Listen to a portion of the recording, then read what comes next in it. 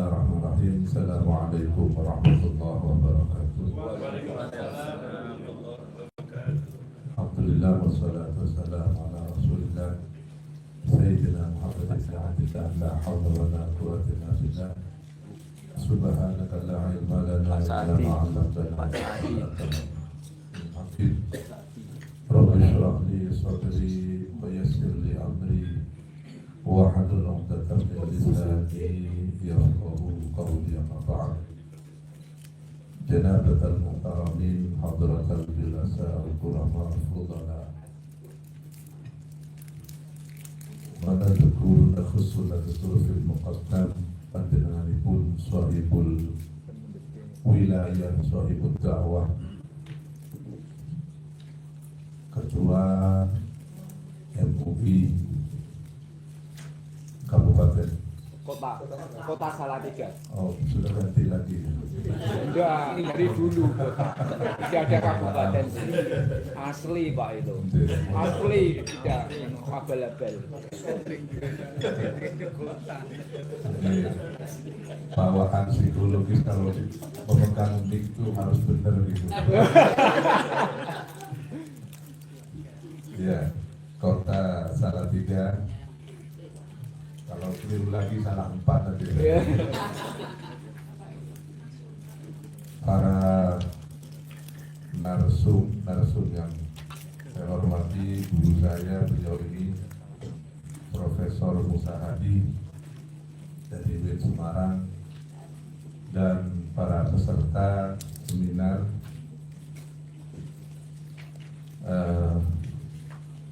yang saya hormati.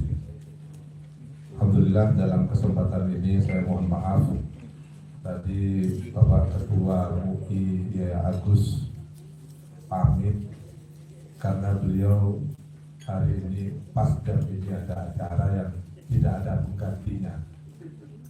Kenapa? Karena yang seharusnya kemarin ditunda hari ini. Itu sama dengan langsung menunjuk saya. Saya juga mohon maaf yang sudah dijadwal kemarin, saya minta mundur hari ini. Jadi saya minta pada Yai Gufron, karena saya dapat tugas asesmen ke Pakistan, baru landing kemarin Selasa. Ya. Kalau langsung terbang ke sini kok tinggal. Jadi, saya mohon maaf betul, paksa minta diundur hari ini.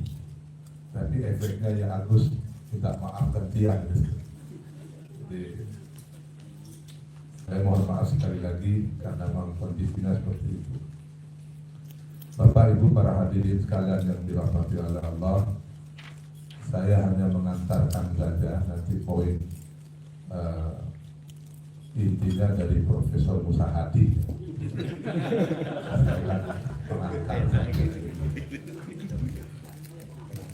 Ya. Pengantar itu bahasa sekarang, kalau bahasa demo itu provokatornya aja. Nanti kalau Bapak marah-marah ada pertanyaan ke Bapak Prof. Musa Hadi gitu. Baik, to the point saja. Saya tidak menyiapkan secara khusus ini memang tapi saya kira ada korelasinya dengan tema saat ini, persoalan dengan ini living law fatwa.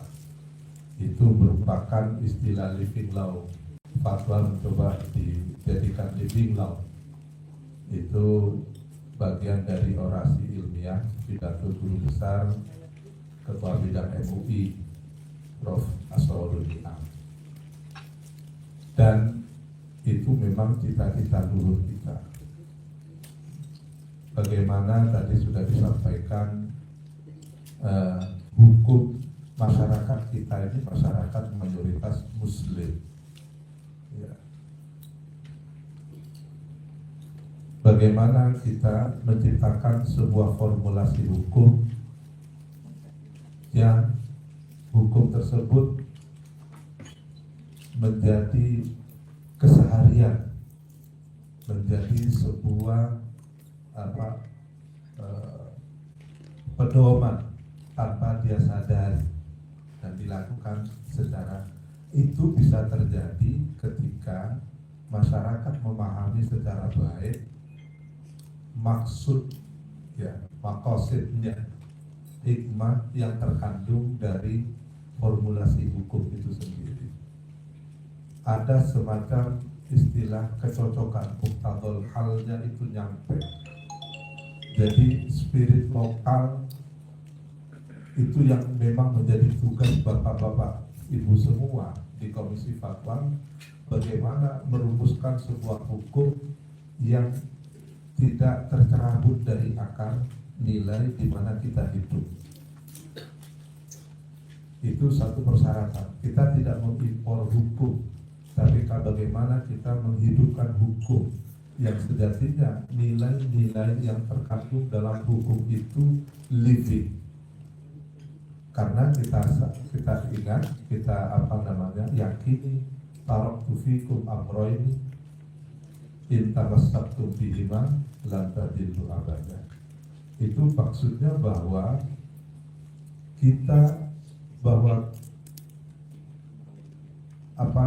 kedua pedoman itulah yang seharusnya living dalam hidup kita kalau kita tidak ingin tadillu. Tinggal tugas kita yang secara formal duduk di kepengurusan MUI khususnya di Komisi Fatwa, bagaimana merumuskan wajah hukum itu tidak antisosial. Bagaimana merumuskan hukum itu yang ramah, bagaimana yang merumuskan hukum itu sesuatu yang welcome, bukan sesuatu yang menakutkan. Nah, ini tugas kita semua.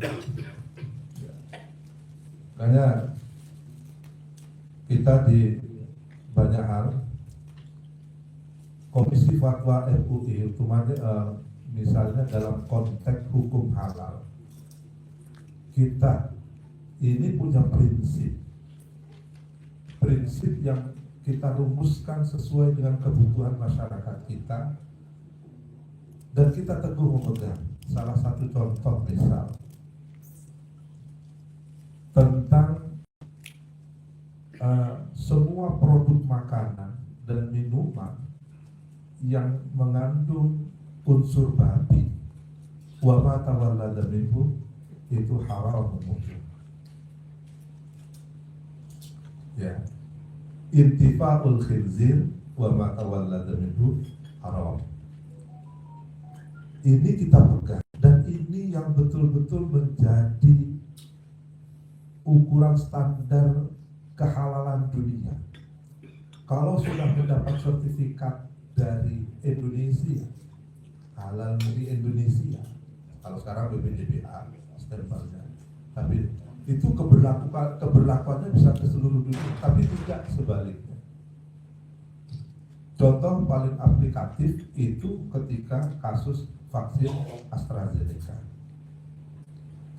Muncullah hukum haram dan mubah. Ketika proses itu saya ikut terlibat di dalamnya pada saat COVID-19 di Hotel Sultan itu, saya ikut di dalam proses itu. Kita datangkan stakeholder dari pabrik vaksin AstraZeneca, dari pihak pemerintah, ya, baik itu Kemenkes ataupun dari Kemenko, dari Kementerian Pertahanan, Kementerian Luar Negeri, semua memaparkan data. Kita teguh. Mereka ingin mengatakan bahwa jangan haram. Ini kan kondisinya lagi genting. Nah, ini yang perlu disadarkan pada masyarakat. Hukum tetap hukum. Hukum tetap hukum. Kalau A ya dikatakan A, kalau B ya dikatakan B. Tapi ingat, bu'istu bil hanifiyah as-samhah. Islam itu datang sebagai rahmat. La yukallifullahu nafsan illa wus'aha. prinsip-prinsip tasawuf, prinsip-prinsip yang ringan itu senantiasa menjiwai dalam setiap keputusan hukum. Maka muncul hukuman itu. Ini mohon maaf, dari sisi zat, dari sisi substansi, vaksin ini halal karena mengandung unsur babi, proses tripsinnya menggunakan tripsin babi. Tidak bisa tidak, ketika ada intifa'ul khinzir, maka sudah tidak perlu lagi istihalah, tidak perlu lagi istihlak, sudah selesai. Itu prinsip yang kita ambil. Bukan berarti kita tidak tahu. Ada yang mengatakan istihalah masih boleh, istihlak boleh, yang penting hasil akhir. Oh iya, itu untuk konsumsi, untuk konsumen, untuk kita yang regulator harus menjaga lebih dari itu. Kita di MUI itu punya amanah menjaga. Kalau untuk konsumen kita, saya misalnya sebagai konsumen datang ke warung, nahnu nahkumu bidzawahir. Tapi bagi regulator harus diantisipasi. Jangan sampai umat kita mengkonsumsi barang-barang yang diharapkan oleh Allah. Itu tanggung jawab akhirat kita. Istihlak, istihala, apalagi sekarang mendeteksinya dengan mikroskop, misalnya alat dilihat. Tidak ditemukan unsur babi di proses akhir, bukan berarti tidak ada. Tidak ditemukan loh ya. Seperti definisi khamar. Khamar itu adalah alkohol yang kandungan etanolnya 0,5% ke atas. Kenapa kok ada angka 0,5%? Karena kecanggihan alat baru bisa mendeteksi unsur khamar itu ada di posisi 0,5. Sebelumnya 0,8, 0,10. Bisa jadi nanti kecanggihan alat itu 2-3 tahun atau 5 tahun ke depan 0,1 sudah terdetek.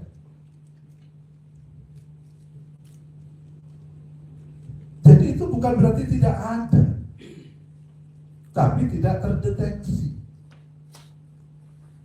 Kalau secara fikih konsumen, ya sudah, dzawahir. Tapi bagi regulator kita ini punya kepentingan. Satu. Yang kedua, saya punya pengalaman pribadi. Waktu COVID itu, sebelum COVID kita rapat di Pemprov. Rapat di Pemprov dengan beberapa, dengan sebagai unsur Pemprov, ada kepala dinas dan sebagainya. Jogja, mungkin semuanya juga salah tidak, karena kita itu bukan negara Islam, maka kita tidak punya hak, pemerintah tidak boleh melarang warganya untuk berdagang barang haram menurut Islam, babi. Apa yang kita lakukan? Kita putuskan sebuah rumusan keputusan, boleh masyarakat berdagang babi, dan kita tentukan pasarnya itu hanya di 5 pasar besar di Jogja, yang besar-besar aja. Kita putuskan seperti itu. Melarang tidak mungkin, karena bukan negara Islam. Kita bolehkan, tapi dengan persyaratan yang sangat ketat. Kita putuskan hanya ada di 5 pasar besar di Jogja, dan itu pun tempatnya di lantai 2 paling belakang, tempat paling tidak favorit. Itu pun tidak cukup itu. Jam bukanya itu jam 12 malam. Kita tentukan seperti itu. Melarang tidak mungkin. Ya kan? Pasti diprotes. Tapi Masya Allah Bapak, setelah pasca COVID 2022 kita ya evaluasi kan. Setelah Idul Fitri itu kita rapat evaluasi. Ternyata permintaan daging babi itu naik hampir 300% jelang Idul Fitri. Bukan Idul Adha, jelang Idul Fitri itu naik. Wah, saya langsung minta kepala dinas, ini gimana kok bisa? Apakah konsumennya bertambah apa enggak? Ternyata konsumennya tetap. Di Jogja itu di 5 lapak, di 5 pasar itu pedagang babinya itu penjual dagang Islam semua Pak. Loh, kalau ditanya, loh Bapak kok jualan daging babi? Oh saya nggak makan Pak, cuma jualan. Loh. Itu masyarakat kita, Pak. Masyarakat kita yang begitu. Tuntunan hedonis tuntunan pragmatisnya itu mengalahkan akidahnya, keimanannya. Itu kita minta kepala dinas, tolong ditelusuri kemana dia larinya daging. Larinya daging itu kemana? Pelanggannya tetap, lapak ini misalnya punya 12 pelanggan, ya 12 itu aja yang beli. Tapi pada saat jelang Idul Fitri itu, biasanya jam 3 sudah tutup, habis, sudah selesai, itu sampai jam 6, hampir ada yang sampai jam 7. Karena demand-nya tinggi. Kita kan kebakaran juga kok bisa. Kemana ini? Pelanggan tetap, jumlahnya tetap datang, tapi end usernya itulah yang tidak terlanggar. Dari pelanggan ini disebar kemana nggak terlanggar. Nah, pada saat itu mungkin Bapak Ibu di Salatiga juga kena impactnya juga pentol babi itu, pentol bakso babi kan. Mungkin ada yang sudah menikmati. Harus bersyukur kalau menikmati tidak tahu. Tahu rasanya babi. Kemarin kita itu ada, tapi sebelumnya ini ada asesmen kita ke Eropa sama seorang kiai juga. Kita transit di Singapura, di Laos. Karena haus minum aja kan, ada air seger gitu, air putih segar. Cuma ada sodanya dikit. Beliau minum. Wah, enak. Minum lagi. Setelah itu, Masya Allah, nggak tahu kalau itu jenis yang Baik. ya wallahu a'lam. Tapi efeknya apa? Beliau ceramah sendiri.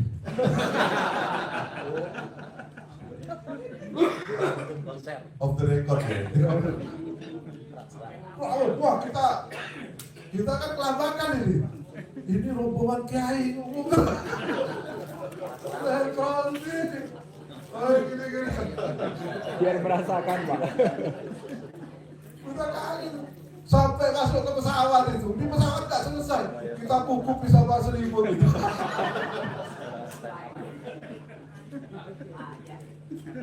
Satu sisi saya tidak cemburu. Kenapa? Dia menikmati Homer tapi dengan cara yang halal. Kalau gitu kan nggak bisa ditiru itu kan. Allah memberikan anugerah itu kan luar biasa. Ya ini terpilih sebagai Lah ya yang lain kenapa kok nggak minat ngambil itu juga gitu loh. Saya pun kenapa kok nggak minat gitu kan. Tapi ya itu Kiai sepuh juga beliau itu. Masya Allah Kiai sampai betul-betul dapat Lailatul Qadar. Kok bisa yang haram jadi halal itu kan luar biasa. Di thariqatil halal itu kan luar biasa. Balik lagi kasus babi itu. Ya. Dari sinilah kita baru memahami keputusan ini diputuskan pada masa ketuanya Allah Mayarham Yesahal Mahfud. Intifa'ul khinzir haram wa ma tawalla min khalat haramun Imam Nawawi. Tapi dari kasus di lapangan ini saya lalu bisa mengambil sebuah hikmah. Ternyata Jogja setelah kasus itu, sebelumnya Jogja itu para pedagang itu ngambil daging dari luar Jogja, dari Klaten, dari Kutoarjo, dari pokoknya sekitar Jogja. Saya baru juga ada dua, ada istilah babi, ada istilah celeng. Ya, Bapak Ibu paham ya? Nah, nah, dianalogikan ada ayam kampung, ada ayam Nah, telur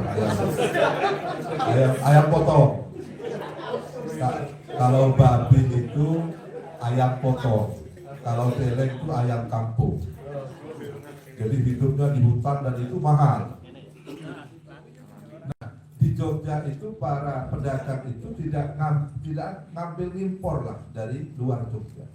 Tapi pasca kejadian itu ternyata sudah mulai muncul peternakan babi di Jogja, di Kulon Progo, di Gunung Kidul, di Batu, sudah ada. Coba Bapak Ibu bisa bayangkan, kita sudah teguh mengatakan intifaul khinzir no way.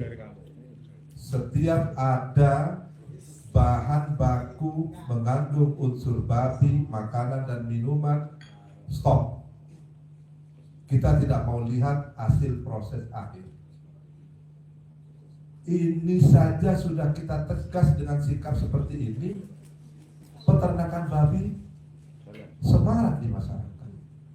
Loh, bagaimana kalau kita ikut pendapat yang penting hasil akhir boleh, gak mau babi, yang penting hasil akhirnya gak kelihatan. Babi tok di sini. Wong babi itu Bapak, itu memang hewan istimewa betul. 99% DNA-nya itu sama dengan manusia. Coba ibu-ibu kalau mau glowing, laler mencro, laler nempel langsung ngambil. Itu suntikannya pakai bahan babi, murah, ekonomis, cepat hasilnya, wah bersinar. Ada bahan kedua pilihannya apa? Salmon, mahal, lama. Orang kalau dihadapkan pilihannya itu apa? Ya pilih yang murah, cepat kan? Tidak mungkin pilih yang lama itu, apalagi mahal. Inden lagi kalau salmon, karena jarang orang yang order. Mestinya ya, artis-artis itu ya ingin yang cepat glowing kan? Artinya apa? Babi itu tidak ada satupun yang tidak manfaat dari babi itu. Mulai ujung kepalanya sampai ujung kakinya itu, ujung ekornya, bulunya manfaat, kulitnya manfaat, dagingnya, tulangnya, apa, sampai kotorannya itu manfaat babi. Tapi justru itu yang oleh Allah haramkan tanpa Allah menampakkan apa ilatnya. Itu tantangan bagi kita itu, umat Islam di chain betul. Kita kalau operasi harus ngambil daging itu. Biasanya kan ngambil dari daging bokong kan. Itu lama itu proses penyesuaiannya itu. Paha atau bokong kita sendiri kalau diambilkan dari daging babi sehari sudah langsung normal. Coba itu Allah memberikan ujian ke kita. Sekarang apa yang tidak dari babi? Apa? Lepek, piring, gelas bisa terbuat dari babi. Saya kemarin di Pakistan itu juga wajib meneliti tentang itu, karena ada perusahaan Pakistan mau ekspor ke Indonesia. Saya datang ke sana, ada 5 perusahaan yang saya datangi, mulai dari Lahore, Islamabad dan Peshawar. Wah, kita bangga Pak, kalau kita tuh sering ke luar negeri semakin bangga jadi orang Indonesia. Bener, luar biasa Indonesia. Saya pertama dulu kalau lihat di TV itu Eropa itu kan luar biasa Pak ya. Saya pertama kedatang ke Eropa itu, Masya Allah, sempurna lihat Eropa itu tertib, bersih, rapi. Tapi begitu dapat seminggu saya bosan di Eropa itu. Saya di Jerman itu. Kenapa? Karena terlalu rapi.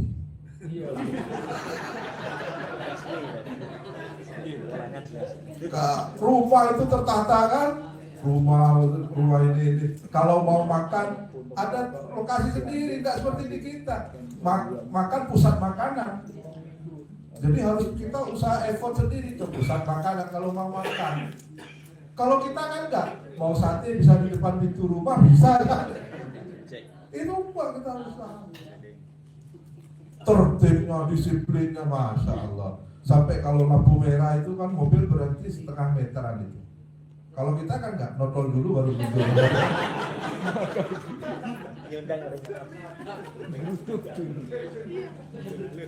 Dari rumah itu tertib sekali sampai cecetnya. Saya kemudian kemarin itu dapat grant juga penelitian 5 negara. Jadi di Jerman, di Italia, Swiss, Luxembourg, sama di Belanda, di Prancis. Masya Allah, kita semakin bangga jadi orang Indonesia. Iya, betul. Bangga betul jadi orang Indonesia. Kalau kita pulang ke Indonesia dari bandara kan menuju rumah dari Jogja, lihat rumah kan beluntang-belanting kan, ada yang untuk saya mau roboh gitu. Indah sekali melihat bangsa kita. Kalau Eropa nggak ada Pak, rapi semua, warnanya sama semua, tertata rapi. Well planned city itu ya seperti itu. Bagi mereka rapi tertib itu adalah indah. Bagi kita kan enggak, membosankan. Beluntang-belanting itu indah loh Pak, kangen. Maka kenapa kota saya hanya ada satu negara yang saya kerasan itu selain semua apa itu? Mekah sama Madinah kan tipenya sama dengan Indonesia. Mungkin karena mayoritas orang Indonesia juga. Iya kan, wah seperahu kayak gitu, itu menyenangkan itu tinggal lama. Saya pernah punya pengalaman tragis juga itu. Dapat undangan ke Baghdad, tapi bukan saya yang diundang. Jadi Irak pasca Saddam Hussein itu mengalami konflik internal yang tidak selesai-selesai. Semuanya Muslim, cuma ada 2 faksi, Sunni dan Syi'i. Sunninya Sunni Kurdi. Itu konflik Pak, sampai dibuat biar akur itu gimana? Kalau presidennya Sunni, wakil presidennya Syi'i, perdana menterinya Syi'i, wakil perdana menterinya Sunni. Itu masih konflik Pak. Akhirnya mengadakan seminar internasional bagaimana merumuskan cara berdamai.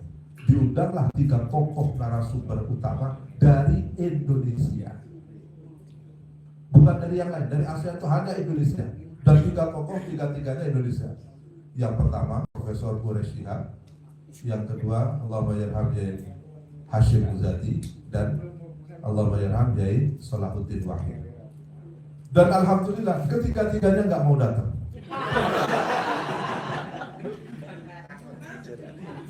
Akhirnya apa? Mengutus santrinya. Nah, itu berkah juga jadi santri Pak. Saya diminta mewakili Salahuddin Wahid. Di Hashim ada Pak Nasir, Pak Quraish tidak putus. Jadi berdua kami. Karena undangan Perdana Menteri, maka semua diurus oleh negara. Wah, VIP semua Pak. Tapi begitu landing di Baghdad, di bandara, yang nyambut bukan pasukan presiden, bukan, tapi apa? Pasukan tempur. Lah tentara loh Pak, tentara. Seragam perang, pakai ini barang. Bukan patwal, tapi pansar. Badak kuda. Artinya apa? Kalau sudah tentara masuk di arena sipil itu berarti kan tidak aman negara. Kan gitu kan? Jadi saya dikawal oleh tentara satu-satu sendiri barisan. Setiap melewati perempatan setelah 3 km diganti pengawalnya depan belakang. Saya tanya, kenapa harus diganti? Jawabnya apa? Ya, untuk antisipasi karena kemarin ada tamu negara, ya dibom oleh pengawalnya. Wah, deg-degan nih Pak. Oh, mohonnya aku kan. Ya Allah, saya di mobil kayak gak udah ada harap saya. Antisipasi takut khianat gitu kan. Jadi diganti patwal. Jadi supir saya khianat lah repot gitu. Masuk saya ditempatkan di hotel di tengah lingkungan istana, paling aman. Saya ditempatkan di suite itu di lantai 20 itu. Begitu sampai kamar, baru buka jendela Pak, langsung asap hitam mengepul itu. Saya tanya, apa itu? Oh biasa, itu bom.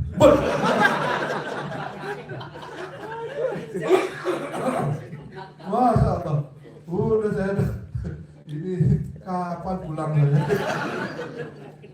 Jadwal seminggu itu. Baru datang itu Pak. Bisa dikonfirm itu biasa, nggak usah kaget, biasa itu. Apa ada jaminan nggak nyasar rudal kata dia. Jadi hanya Allah yang bisa menjamin. Wah. Begitu acara seminar itu dikumpulkanlah tokoh-tokoh Syi'i, tokoh Sunni. Tapi mereka ngumpul sendiri-sendiri, yang Sunni sendiri, yang Syi'i sendiri. Kami kan kerepotan berdua. Ya sudah Pak, kita bagi tugas sampai ke Sunni dulu, lalu jangan lama-lama, segera pindah gitu kan. Karena kalau lama-lama dianggap pro Sunni, dianggap pro Syi'i. Hanya sekadar ngambil data saja lah. Karena tugas kita kan itu, ingin tahu sebelum kita presentasi. Ya, begitu saya duduk, wah langsung dikepung itu duduk. Mereka ada yang buka tangannya Pak. Lihat ini, bekas. Iya, coretan pedang itu loh. Daya sininya putus. Dibuka ada ini. Hum yastahilluna dima'ana wa nahnu nastahilluna dima'ana. Matang aku. Loh, gimana kita mau berdamai? Coba Anda lihat ini. Wah, iya Pak, ada yang potong orang yang luar biasa. Jadi jangankan orang, masjidnya Sunni aja dibom oleh sini. Masjid aja salah di sana. Ya kayak demo di sini lah. Sampai seperti itu.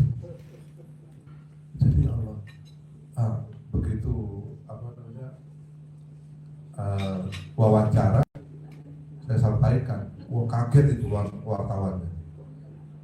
Mereka tahu Indonesia itu hanya ada dua agama Islam itu hanya ada dua, NU dan Muhammadiyah.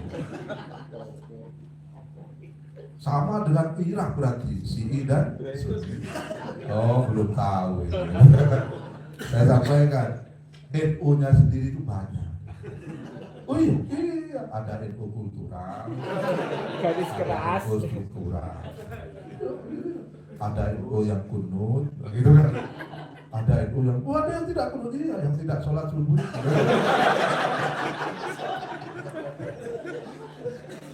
Wartawannya serius, padahal maunya saya kan lucu kan, jadi kan lucu jadinya.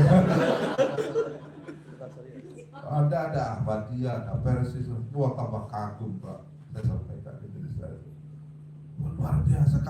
Kami dua faksi aja kerepotannya sampai saat ini untuk mengakurkan. Al-Qurannya sama, hadisnya sama, tapi implementasinya menjadi berbeda. Kenapa harus seperti itu? Kita perlu banyak belajar. Dan Indonesia luar biasa. Jadi saya semakin bangga dengan Indonesia. Iya. Meskipun jerone bodoh aja, tapi tidak separah mereka, ya kan? Kasus-kasus di Sambas, kasus yang berbasis itu semuanya luar biasa. Tapi kita bisa. Kenapa? Kuncinya karena Indonesia itu punya Pancasila. Pancasila itu bukan agama dan tidak perlu kita curigai untuk jadi agama. Tapi Pancasila bisa menyatukan berbagai keyakinan dan agama. Dan dimiliki oleh negara manapun itu Pak. Tidak ada itu. Berpedoman pada Al-Quran, lebih yang Al-Quran. Baca bismillah aja tergantung yang baca, punya hutang apa enggak, kan lain juga memahami arti bismillah. Dokter sama dukun baca bismillah kan beda. Bagi dokter untuk nyuntik, bagi dukun kan lain. Ditulis masukkan ke air, es degan, diminum sembuh hausnya. Hausnya beda. Ya. Oh ini kemana-mana. Mohon maaf. Ya namanya kan provokator saya kan gitu.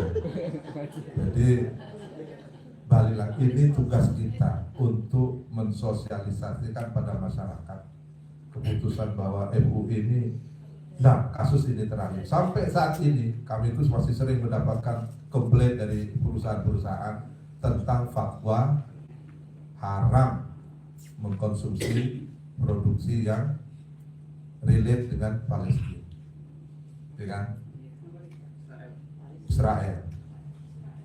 Perusahaan apapun yang punya komitmen dengan Israel, komitmen fee dengan Israel, hukumnya haram karena isti'anah.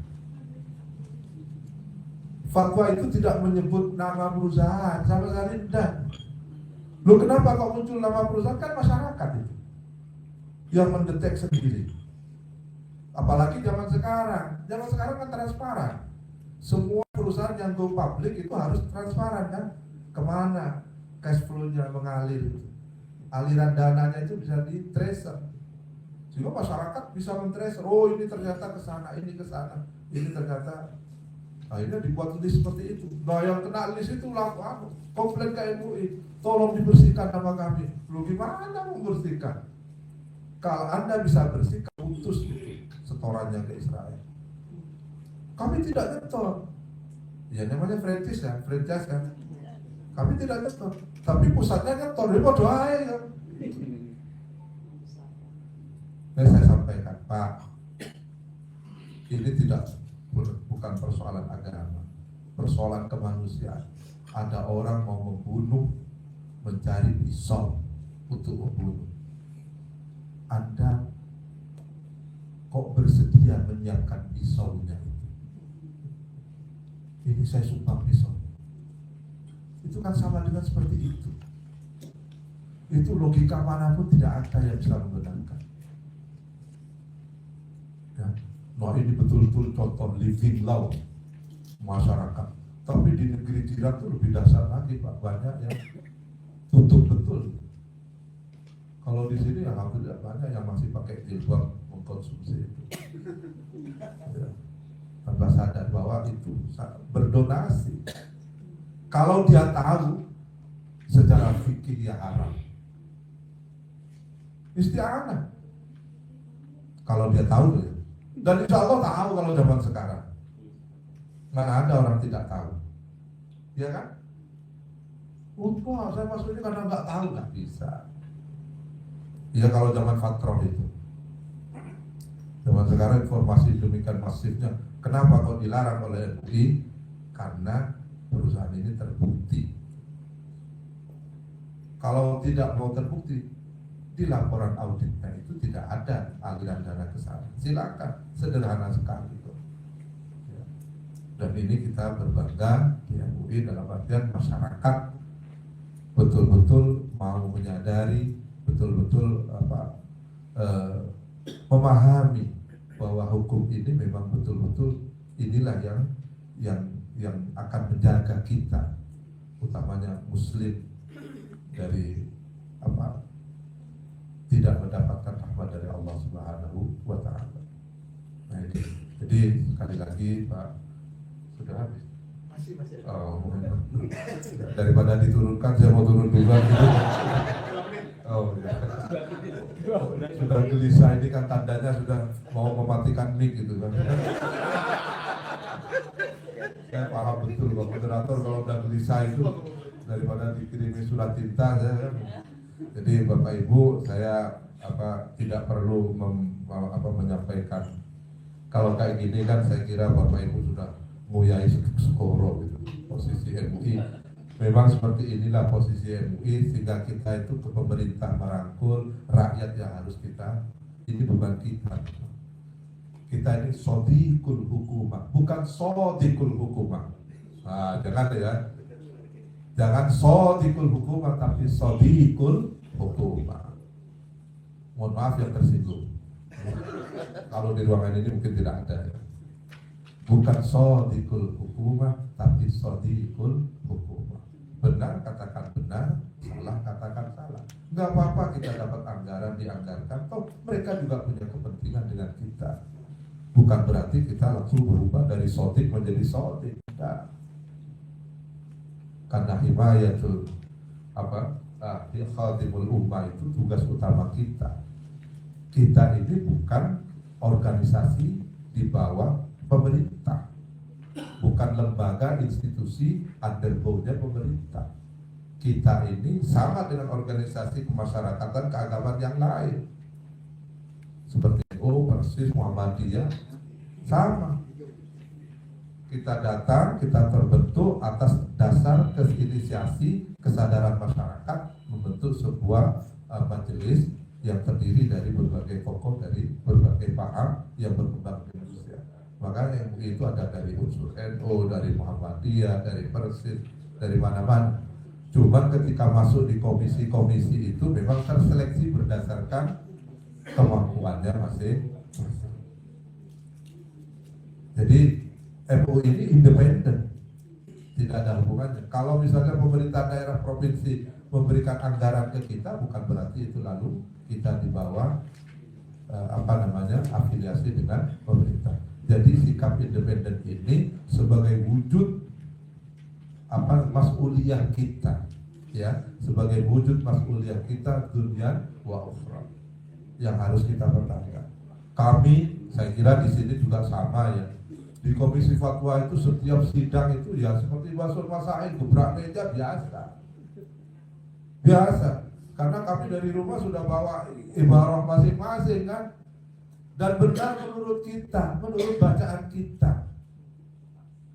Itulah kelebihan iblis itu seperti itu. Ciri iblis itu apa? Ana khairun minhu khalaqtani min narin wa khalaqtahu min tin. Kesadaran itu yang harus di-brainwash Pak ketika kita masuk di ruang sidang Komisi Fatwa. Dari luar kita, wah ada khairun minhu. Mereka harus tahu ini ibarat paling pasti. Wah, aku golek semalam mana enggak turun. Masa enggak diakon. Itu awal-awal begitu Pak. Tapi kami punya komitmen ini untuk kita khatimul ummah. Himayatul din, himayatul ummah, himayah anil tafrid, wa himayah anil ifrat. Itu kita ambil hukum yang tawassut itu. Kalau kita ya al-khuruj minal khilaf itu yang aula. Tapi kalau tidak bisa ya kita cari formula yang terbaik, yang asal. Itu saja pengantar dari saya. Mohon maaf. Saya akhiri itu sementara. Wallahu muwaffiq ila aqwamit. Assalamualaikum warahmatullahi wabarakatuh. Matur Prof. Kita sudah mendengar pemaparan yang menarik dari Profesor Sufiullah. Masih ada waktu 45 menit. Kami persilahkan untuk memberikan pertanyaan maupun juga memberikan komentar, kemudian juga memberikan masukan atas apa yang telah dipaparkan oleh kedua beliau ini. Borong saja 5 atau 7 sekaligus supaya nanti bisa dijelaskan yang sama-sama nanti bisa dikumpulkan. Monggo kami persilakan. Oh iya. Assalamualaikum warahmatullahi wabarakatuh. Waalaikumsalam. Mungkin karena pulau perempuan ditisik Mas Haris. Terima kasih hari ini sungguh luar biasa. Jadi dua narasumber itu betul-betul kiai karena semua lucu Pak. Jadi nggak jadinya. Bicara soal living law, memang saya secara pribadi tidak mengenal tentang apa itu living law, tapi hari ini dibukakan pengetahuannya tentang living law yang berkaitan dengan fatwa MUI. Bagaimana fatwa MUI ini bisa menjadi hukum Islam yang mengikat masyarakat Islam khususnya. Tetapi nyata, dan masyarakat Islam itu tidak hanya di Indonesia, mungkin seluruh dunia Pak. Tapi bagaimana sampai hari ini fatwa MUI itu bisa mengikat masyarakat. Karena apa yang disampaikan atau yang difatwakan MUI itu tidak semuanya menjadi rujukan atau hukum yang dilakukan atau ditaati oleh masyarakat. Khusus yang terakhir mungkin MUI mengatakan haram untuk sound horor. Tapi ternyata sampai hari ini Soal Horeg masih menggetarkan Indonesia. Dan fatwa MUI itu tidak dilaksanakan karena seluruh Indonesia itu mungkin terjadi secara umum, tapi mungkin masih parsial. Karena Soal Horeg yang ada di Jawa Timur itu yang banyak, meskipun di Jawa Tengah juga ada.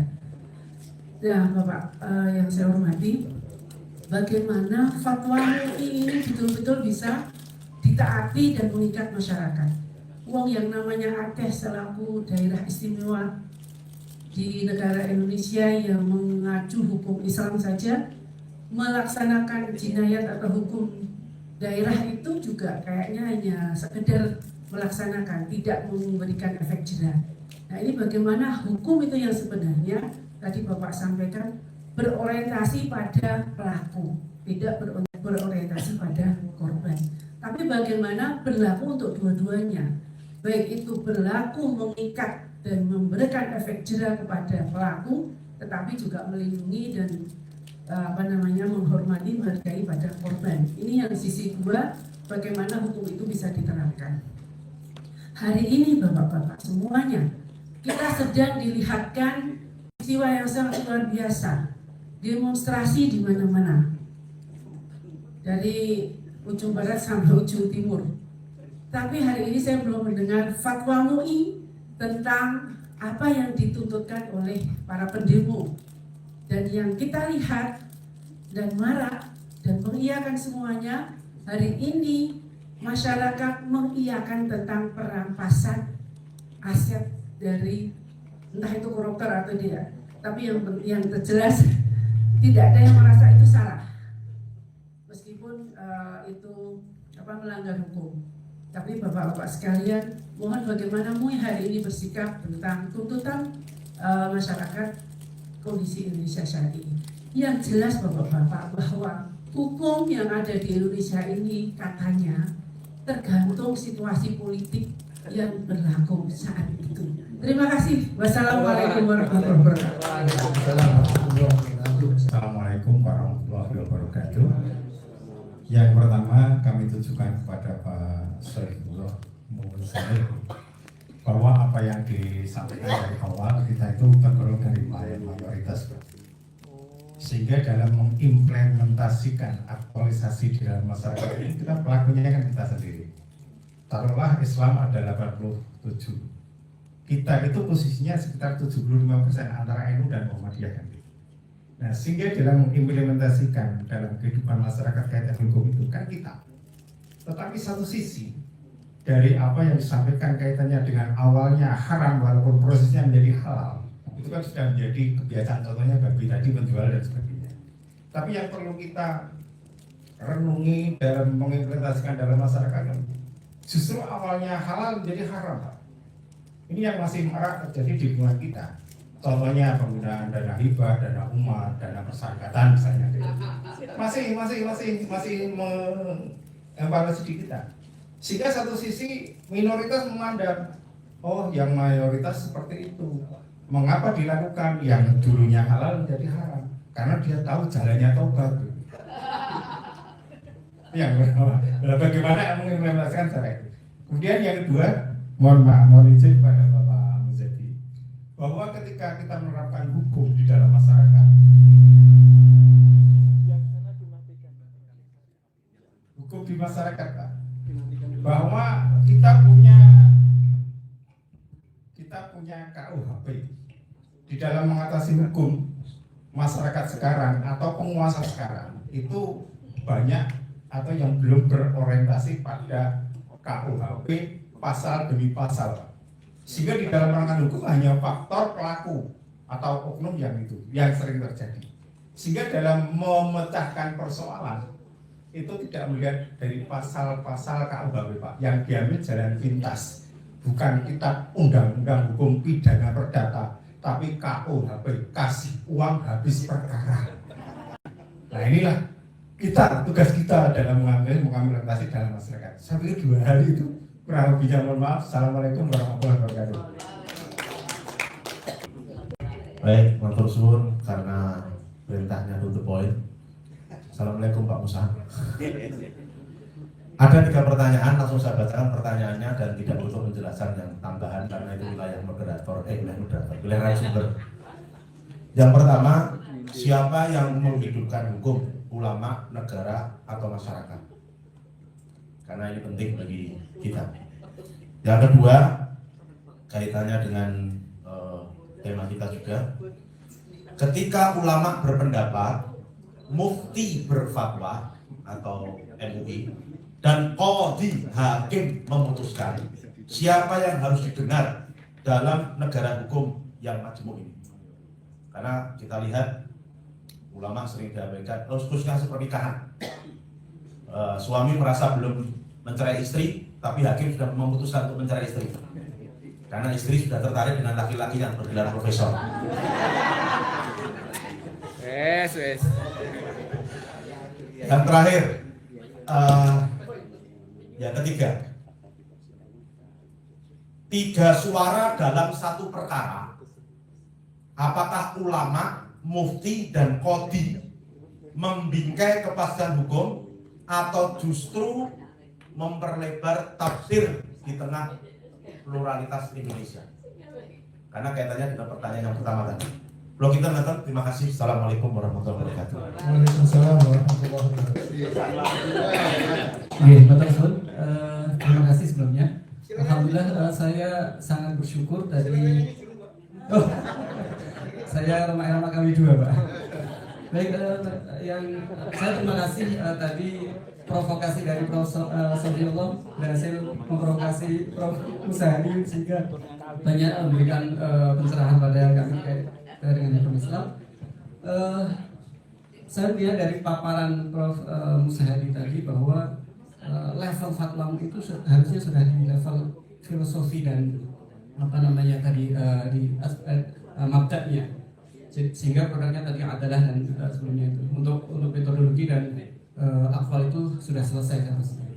Dan tadi di bagian akhir saya menyimpulkan bahwa nampaknya fatwa MUI itu bisa menjadi efektif sebagai firman kalau sudah ada justifikasi politis.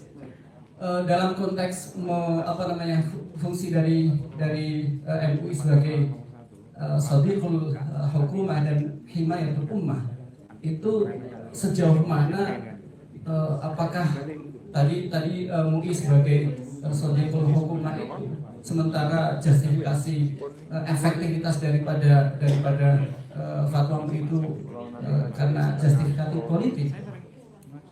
Sementara saya melihat, saya mencari data berapa persen fatwa MUI itu bisa masuk ke dalam undang-undang itu tidak ditemukan berapa persennya. Sehingga menurut saya ini perlu, kalau sodik itu kan harusnya ya tadi sudah disampaikan oleh Prof. Sofiullah bahwa sodik itu kan sodik, sehingga selalu harus membenarkan pemerintah. Kalau salah ya katakan salah, kemudian kalau benar katakan benar. Di luar ranah keagamaan, apakah karena ulama itu bagi saya tidak hanya berbicara dengan syariah saja. Ya, ulama itu kan warathatul anbiya. Warathatul anbiya itu tidak hanya yang diwarisi tidak hanya keilmuannya saja, termasuk rasa sakitnya dan pedihnya perjuangan Rasulullah itu ketika harus menghadapi pemerintah itu juga harus dirasakan juga. Dan sejauh mana perjuangan MUI dalam konteks ini untuk mengegulkan peran keulamaannya dalam konteks supaya justifikasi politik itu, sehingga bagaimana pemerintah itu selalu untuk menjadi adlul umarah itu selalu sowan kepada ulama. Terima kasih, itu saja. Terima kasih. Assalamualaikum warahmatullahi wabarakatuh. Waalaikumsalam warahmatullahi wabarakatuh. Jubiri Mas Kafidin Matersun. Insya Allah untuk poin mawon. Tadi di awal, maaf Prof, ini dari RMI Prof. Tadi di awal disepil babi dan turunannya itu adalah haram. Kita sepakat semuanya, hurimat alaikumul maitata dama lamal khinzir itu. Lajeng, apakah keharaman babi itu juga ada porsi kadar prosentasenya? begini maksud saya, semua yang diciptakan Tuhan tentunya ada manfaatnya. Lalu pernah ada waktu kecil itu saya ngaji, kalau nggak salah dengar itu guru saya ngendikan, babi itu haram, tapi dia bisa menjadi halal ketika, nah ada ini, misalkan hutan nggak ada yang lainnya. Lalu yang makalah lagi yang pernah saya dengar, kalau orang soleh itu tetap aja makan haram tetap jadi suci. Contohnya Nabiullah Musa, bukan Musa Hadi, Nabiullah Musa dan istrinya Fir'aun. Ini kan kesehariannya sekian tahun itu dirawat oleh Fir'aun, tentunya dia juga makan dari hasil nafkah dari Fir'aun, itu asumsi saya. Lalu ini keharamannya apakah akan mempengaruhi dari keberkahan orang-orang yang memakannya?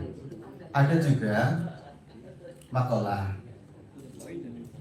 sesuatu yang begini maksud saya.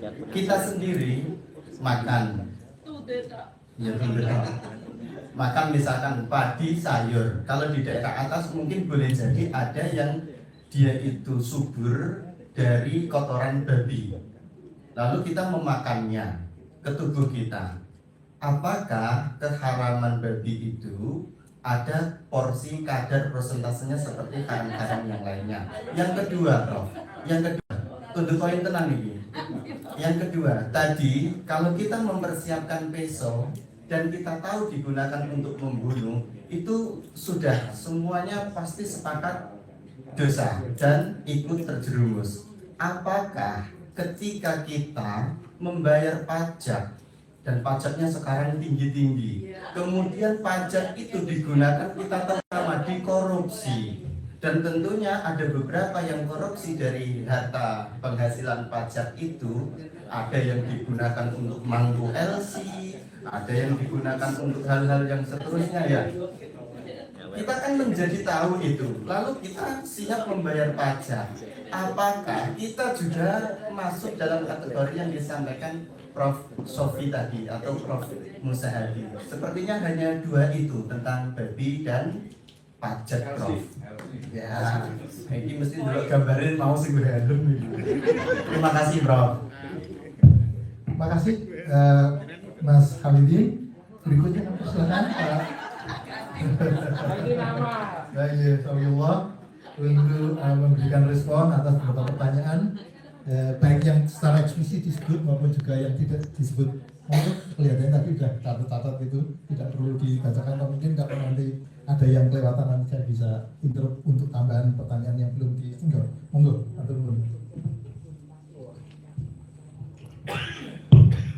Oke, matur suwun. Saya tidak to the point, tapi point to the point. Jadi begini, hukum itu tadi sudah saya hanya sekedar menyimpulkan dari Prof. Musa. Ada hukum positif dan ada hukum negatif.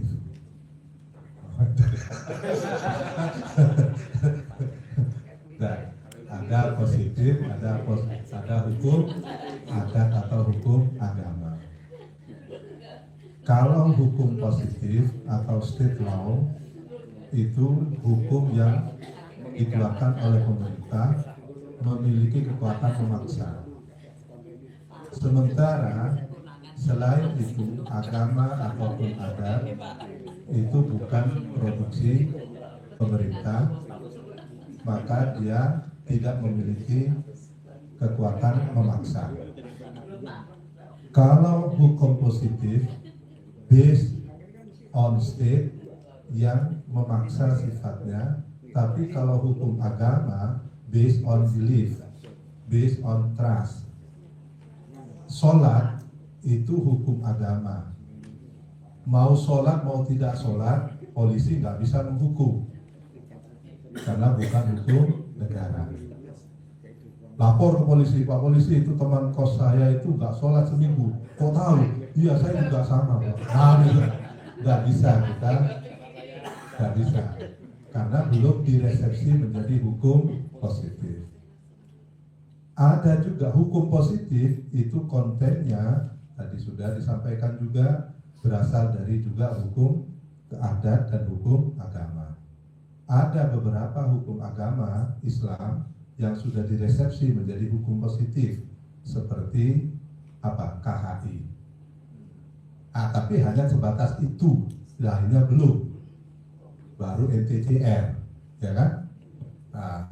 Baru di situ itu menjadi hukum positif. Artinya apa? Kita tidak bisa menghindar dari ketentuan itu karena negara sudah hadir. Beda ketika belum diketok menjadi, belum ditarik menjadi hukum positif, kita masih tergantung pada mazhab mana yang kita ambil. Kayak contoh misalnya, ketika kita menikah, ya, hukum positif mengatakan jangan menikah di bawah tangan. Di bawah meja. Di bawah tangan, di bawah meja. Kenapa? Di bawah meja itu pengertiannya nikah siri. Itu tidak menghadirkan negara. Konsekuensi hukumnya apa? Negara tidak bertanggung jawab terhadap efek hukum yang hadir, yang lahir dari peristiwa hukum itu. Kita menikah meskipun 7 hari 7 malam, tapi tidak mengundang, tidak terdaftar di KUA, maka peristiwa itu dianggap tidak ada oleh negara. Konsekuensi hukumnya apa? Kalau misalnya dari terjadinya pernikahan itu lahir anak, mengurus akte kelahiran, negara tidak bisa memberikan akte. Kenapa? Loh, ini lahir dari istri saya soal perkawinan, kapan ada perkawinan? Kami nggak tahu kok. Iya, saya sudah sekampung Pak, saya undang semua, tidak ada peduli, bukan persoalan pestanya mau 2 tahun, mau suami, nggak ada. Kami tidak hadir, kami tidak bertanggung jawab. Kok Anda minta hak kepada kami, negara? Itu konsekuensi hukum.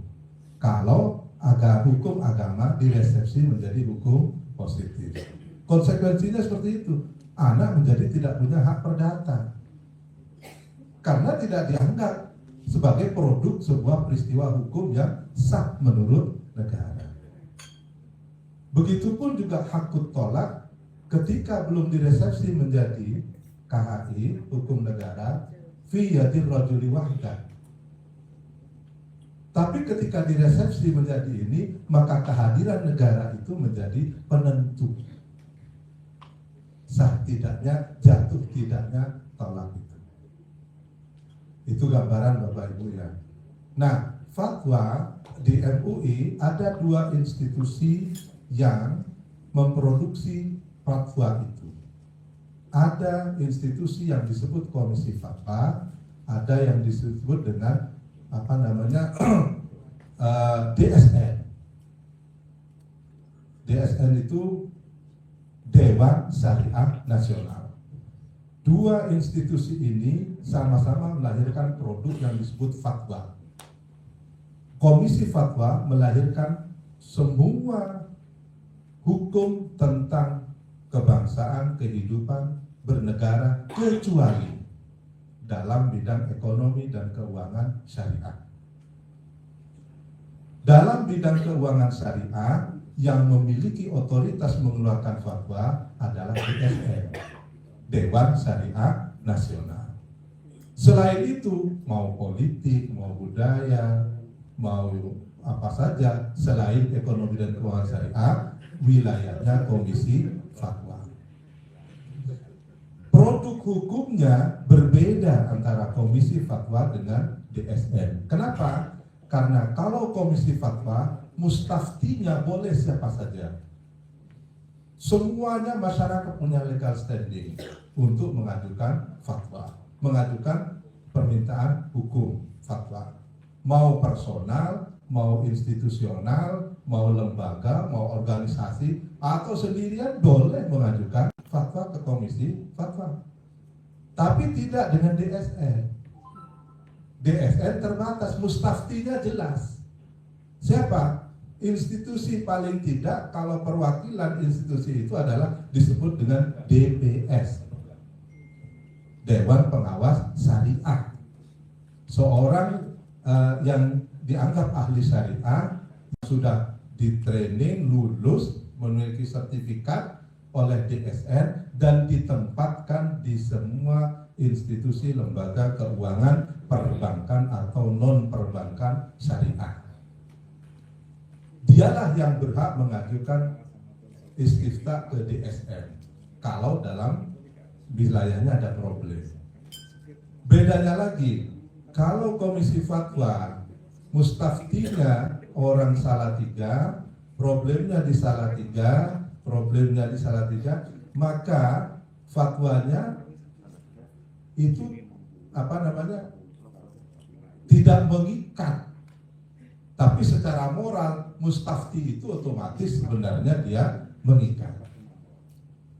Dan orang lain yang percaya dengan ketentuan fatwa itu. Tapi kalau DSN, DPS yang mengajukan, misalnya BPR Salatiga mengajukan ada kasus melahirkan produk seperti ini, apakah sesuai syariah apa tidak, diajukan ke DSN, keberlakuannya tidak hanya untuk BPR yang mengajukan, tapi seluruh Indonesia berlaku. Sifatnya mengikat. Dan mayoritas fatwa DSN itu diresepsi menjadi undang-undang, menjadi peraturan hukum positif. Karena memang mustaftinya selain DPS, dia Menteri Keuangan, OJK, Gubernur BI.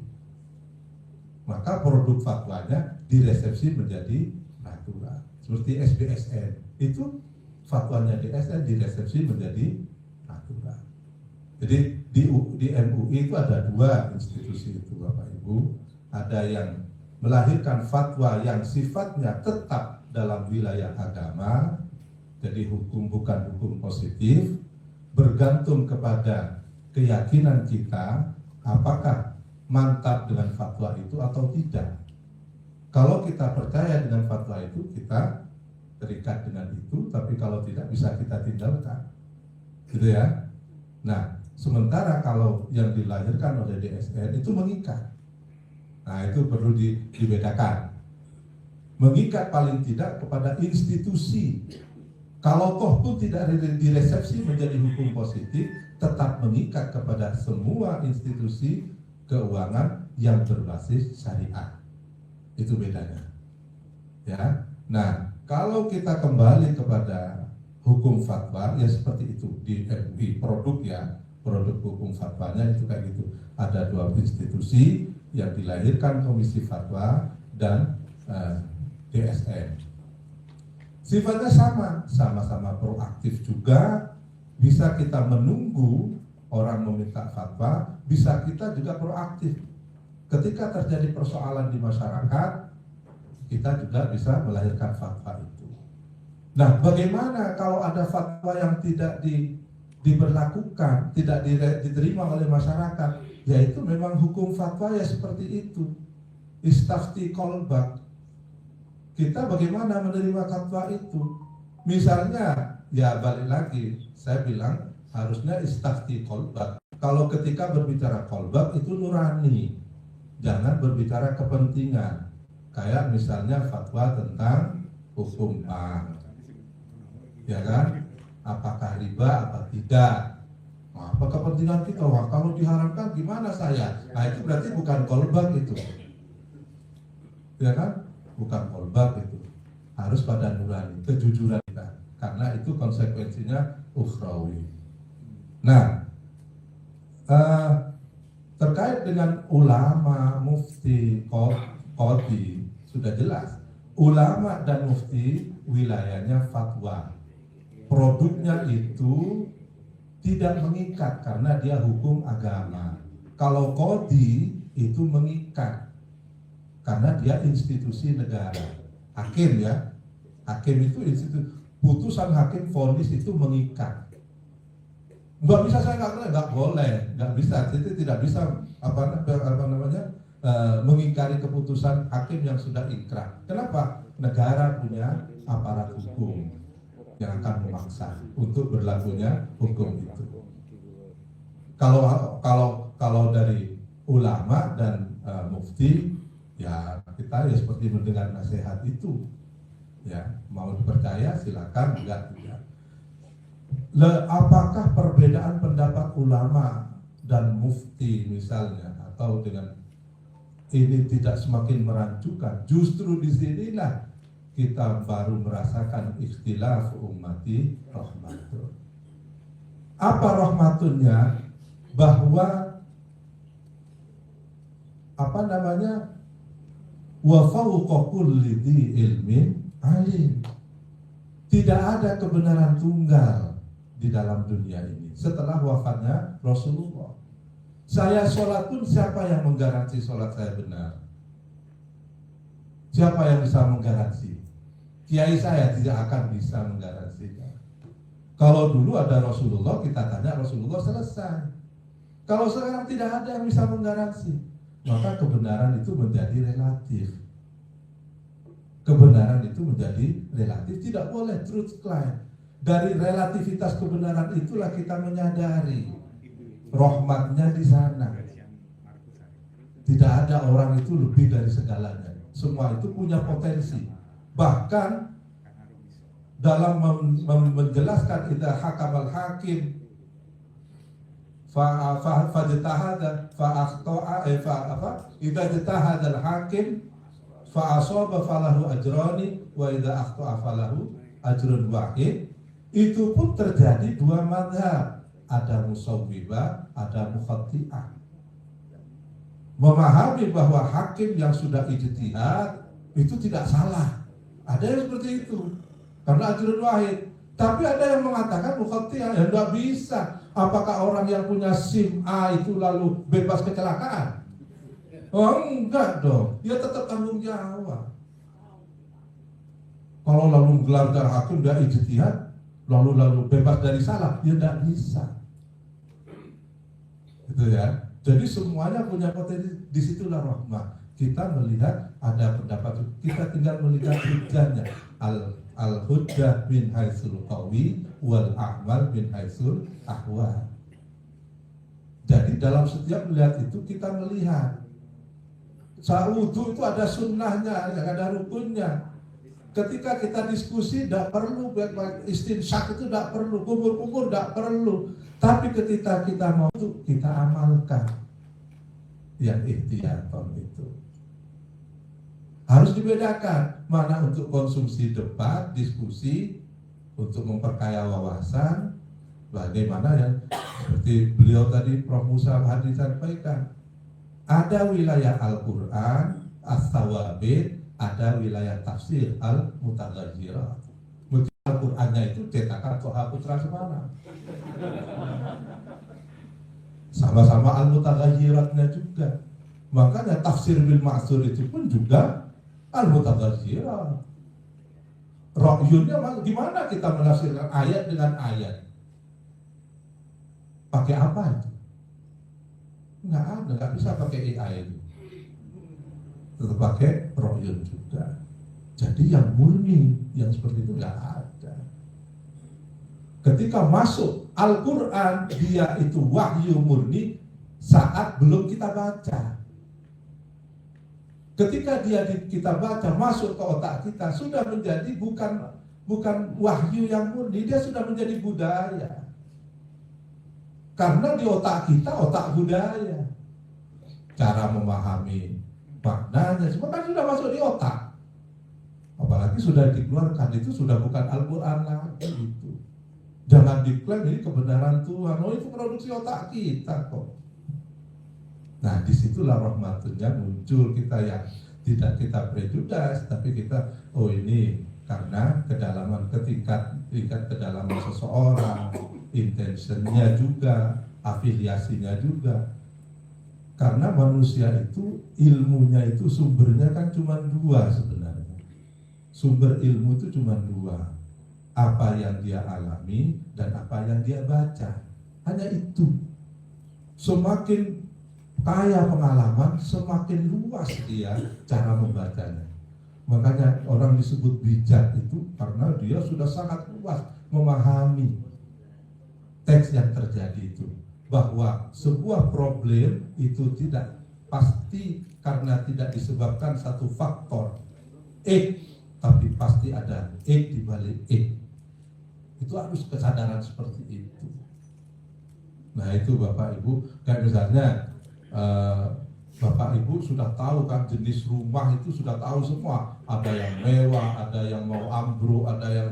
Tapi begitu saya tanya, seperti apa rumah saya? Membayangkan saja Bapak Ibu nggak akan bisa. Padahal jenis rumah kan tahu sudah. Mulai jenis yang termewah sampai yang terbobrok.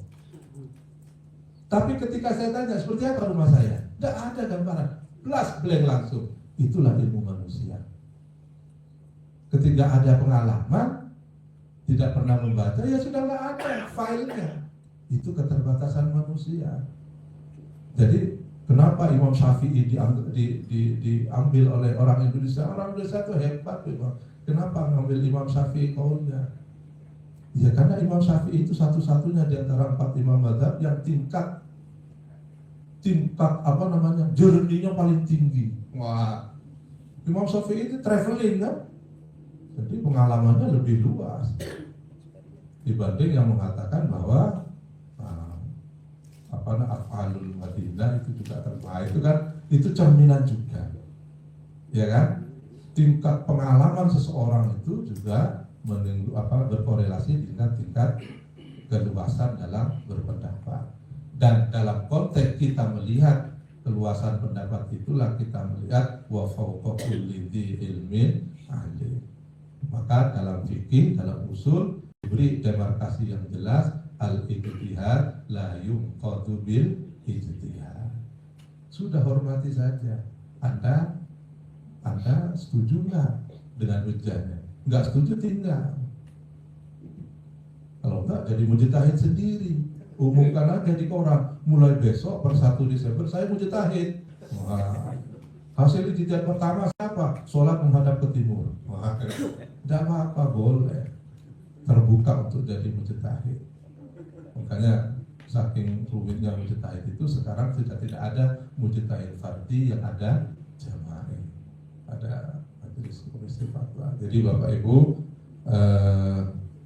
warasatul anbiya. Nah ini ingat, tergantung tirkahnya juga katanya kan. Jangan-jangan dapat asobah bin mahjub.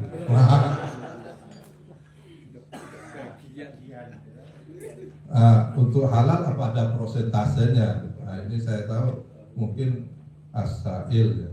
Mas'ul a'lamu minan as-sa'il. Saya tidak tahu prosentase halal itu. Ini setengah halal, seperempat halal, repot juga gitu ya. Haram gitu ya. Pertanyaan terakhir, pajak jelas ada korupsi. Ini kayaknya pertanyaan yang provokatif gitu. Tapi sudah diputuskan kan di Munas Ulama di Jawa Tengah kan, NU akan memboikot. Nah gitu ya. Nah kalau memang tidak digunakan, ini sebenarnya warning saja kepada negara untuk serius mengurusi pajak. Karena kita itu hidup, negara itu memang hidup dari pajak. Tapi tidak semua pajak 100%, kecuali kayak halalah itu ya. Misalnya beternak lele itu dikasih sekali-kali dikasih telur kan gak apa-apa. Itu biar menambah nikmat daging lele juga kan. Asalkan tidak 100% murni itu dikonsumsi. Kalau ada yang lain yang kita anggap husnudon, yang suci itulah yang membentuk diri. Saya kira gitu ya. Terima kasih. Terima kasih Allah. Akhirnya apapun kesimpulan kita di dalam seminar ini, kita telah mendapatkan banyak hal yang mungkin belum kita pernah dengar atau belum pernah kita baca. Oleh karena itu kami mengucapkan terima kasih kepada Pak Musa maupun Pak Sufillah atas pencerahan pada siang hari ini, dan mohon applause ya untuk beliau lah. Rasa syukur kita mendapatkan bapak itu.